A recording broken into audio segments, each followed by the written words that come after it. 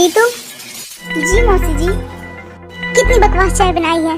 तुझे अच्छे से पता है ना कि मैं अदरक वाली चाय पीती हूँ। फिर मेरी चाय में अदरक क्यों नहीं डाली तू? मुझे माफ कर दीजिए मौसी जी, मुझे याद ही नहीं रहा कि आपकी चाय में अदरक डालनी है।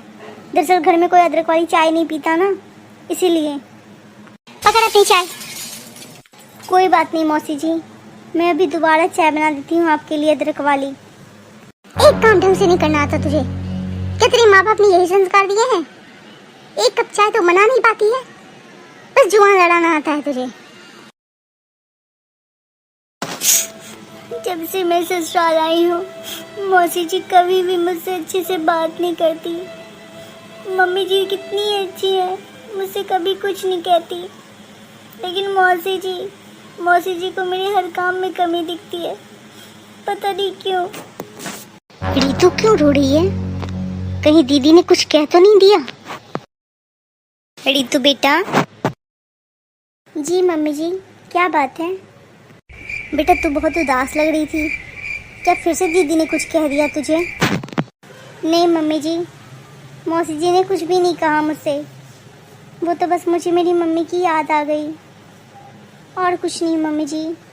बेटा इसमें परेशान होने वाली क्या बात थी? तू मुझसे कहती अगर मम्मी की याद आ रही थी तो। कोई नहीं, मैं रोहन से बात करती हूँ। तू पैकिंग कर ले, कल रोहन तुझे मायके छोड़ आएगा।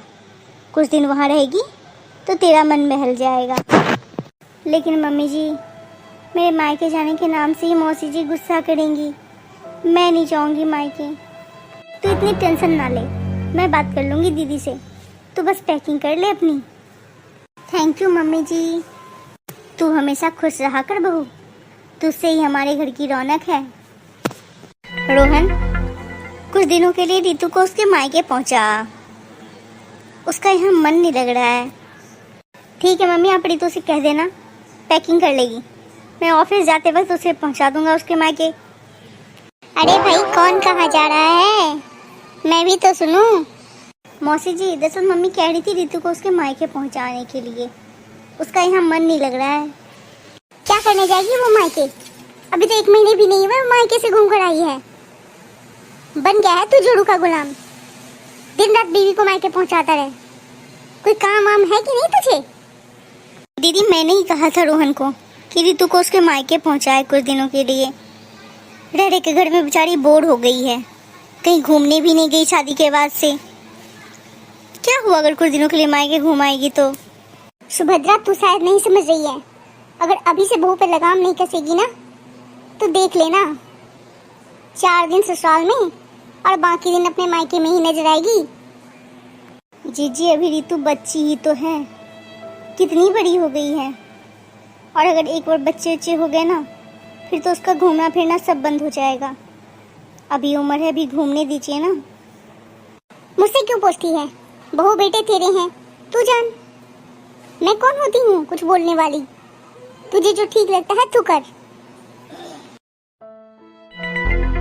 मम्मी जी आप उदास मत होइए, मैं कहीं नहीं जाऊंगी। अगर मौसी जी नहीं चाहती हैं तो मैं नहीं जाऊंगी अपने मायके। आप उदास मत होइए मम्मी जी प्लीज। बहू मैं तेरे अगले महीने की टिकट करवा देती हूँ, तू रोहन के साथ गोवा घूम कर आ जा।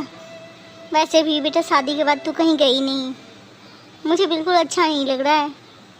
अभी तो तेरी ज़िंदगी है घूमने फिरने की, फिर बाल बच्चे हो जाते हैं तो कहाँ कोई घूमने जाता है। रोहन डॉक्टर ने क्या बोला बेटा? मम्मी आप दादी बनने वाली हो। तू सच कह रहा है बेटा? जी मम्मी जी ये सच कह रहे हैं। थैंक यू बेटा, तूने इतनी बड़ी गुड न्यूज़ दी मुझे। चल अंदर, दीदी से बताती हूँ, बहुत खुश हो जाएगी दीदी। दीदी दीदी आप दादी बनने वाली हो, ये तो बहुत अच्छी खबर सुनाई तूने सुभद्रा। प्रणाम मौसी जी, बस भगवान एक बेटा दे दे। दीदी बेटा हो या बेटी, मैं तो दोनों में ही खुश हूँ। मम्मी जी मैं थक गई हूँ, अपने कमरे में जा रही हूँ। अब तू अपने कमरे में जा, मैं दूध लेकर आ रही हूँ। अरे इतनी खातिरदारी किस लिए? कोई ये पहली औरत नहीं है जिसका बच्चा होने वाला है, हमने भी पैदा किए हैं। और हाँ जितना काम करेगी ना उतना अच्छा रहेगा इसके लिए। मौसी डॉक्टर ने साफ साफ शब्दों में कह दिया है रितु को रेस्ट करने के लिए। इसे रेस्ट की बहुत ज़रूरत है। अगर कोई भारी काम करेगी ना तो इसके लिए दिक्कत हो सकती है। अरे ये सब आजकल के डॉक्टरों का चोचला है, ऐसा कुछ नहीं होता। रेस्ट करने से बच्चे ठीक रहेंगे। कौन कह दिया?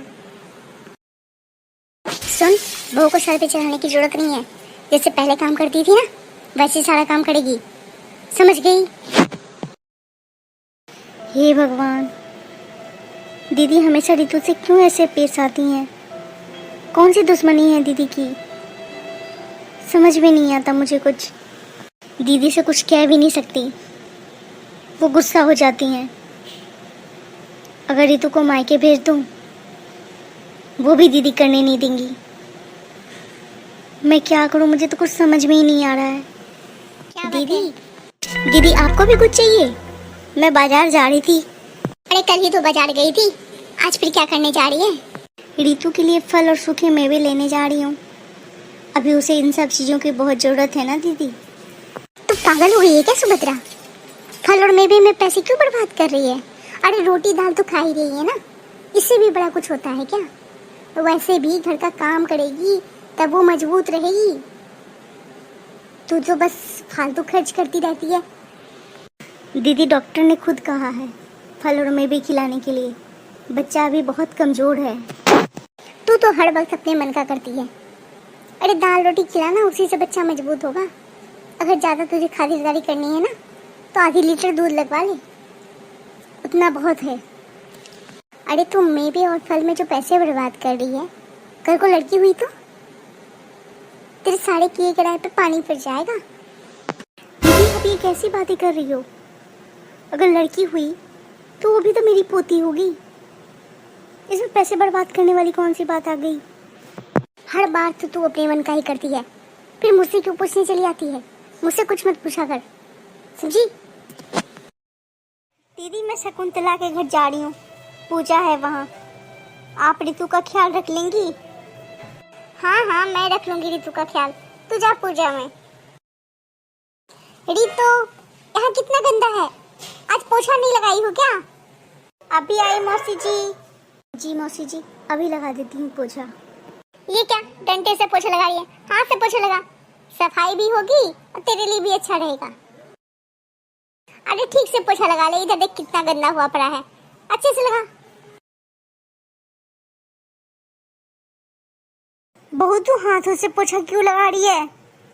अरे तुझे पता ही क्या है, ऐसे स्थिति में जितना बैठकर पोछा लगाएगी उतना अच्छा रहेगा। क्या हो गया, पेट क्यों इतना दर्द कर रहा है मेरा? मम्मी जी से कहती हूँ, अब बर्दाश्त नहीं हो रहा है। मम्मी जी, मम्मी जी। बहुत तो रो क्यों रही है? कोई परेशानी है तो मुझे बता। मम्मी जी पेट बहुत दर्द हो रहा है, बहुत ज़्यादा। मम्मी जी बर्दाश्त नहीं हो रहा है मुझसे। डॉक्टर साहब क्या बात है बताइए ना। देखिए मैं आपसे पहले ही कहा था, आपकी वाइफ माँ बनने वाली है तो खाने पीने का खास ख्याल रखिएगा और भारी काम तो बिल्कुल ही मत करवाइएगा। सावधानी आपको बरतनी पड़ेगी ना।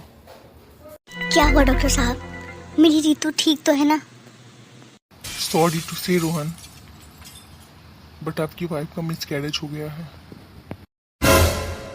ये क्या हो गया रोहन, ये क्या हो गया? बहुत बुरा हुआ हमारे साथ। मम्मी ये सब मौसी जी की वजह से हुआ है। आज मैं मौसी जी को नहीं छोड़ूंगा, बहुत चल गया उनका राज, अब और नहीं। रोहन अभी इन सभी बातों का कोई समय नहीं है बेटा। अभी तुम्हारी जरूरत सबसे ज़्यादा रितु को है। तुम रितु के पास रुको। रितु जी मौसी जी, कल घर में मैंने पूजा रखी है तो पूजा की सारी तैयारी तू ही करना। जी मौसी जी मैं कर लूंगी। और सुभद्रा तू अड़ोस पड़ोस में सबको बोलने की जिम्मेवारी तेरी। मैं सभी को बोल दूंगी कि हमारे घर में पूजा है। मौसी जी पूजा की सारी तैयारी हो गई है। रितु बेटा पूजा में तू और रोहन बैठेगी, क्योंकि तू घर की लक्ष्मी है तो पूजा में तू ही बैठेगी ना। सुभद्रा का दिमाग तो ठीक है, बहू पूजा में कैसे बैठ सकती है? अरे जिसका पहला बच्चा खराब हो गया हो वो पूजा पाठ जैसे सब चीजों में नहीं बैठता। ये शुभ माना जाता है। दीदी, अब तक मेरा दिमाग आपने खराब कर रखा था। मैं आपके हर फैसले को सर झुकाकर मान लेती थी, क्योंकि आप मुझसे बड़ी हो। मेरी बहू ने अपना बच्चा खो दिया सिर्फ आपकी वजह से दीदी, सिर्फ आपकी वजह से। दीदी, आपने कहा ऋतु पूजा में बैठेगी, ये अशुभ है। ये अशुभ नहीं है दीदी, अशुभ आपकी सोच है, आपका विचार है। ऋतु ने आपकी वजह से कितना कुछ बर्दाश्त किया, लेकिन वो कभी मुझसे भी कोई शिकायत नहीं की। क्यों जानती हो दीदी? क्योंकि वो घर को तोड़ना नहीं चाहती थी। चाहती तो वो अपने मायके भी जा सकती थी मुझसे लड़कर, लेकिन उसने ऐसा नहीं किया। मैं आपको अपने घर में रहने दी, क्योंकि जीजा जी नहीं रहे और आपके बेटे बहू ने आपको अपने घर में नहीं रखा। आप तो मेरे घर परिवार को बर्बाद करने का ठान ली है दीदी। इससे अच्छा होगा कि आप अपने घर चले जाइए। मुझे माफ़ कर दे सुभद्रा, दोबारा ऐसी गलती नहीं होगी मुझसे।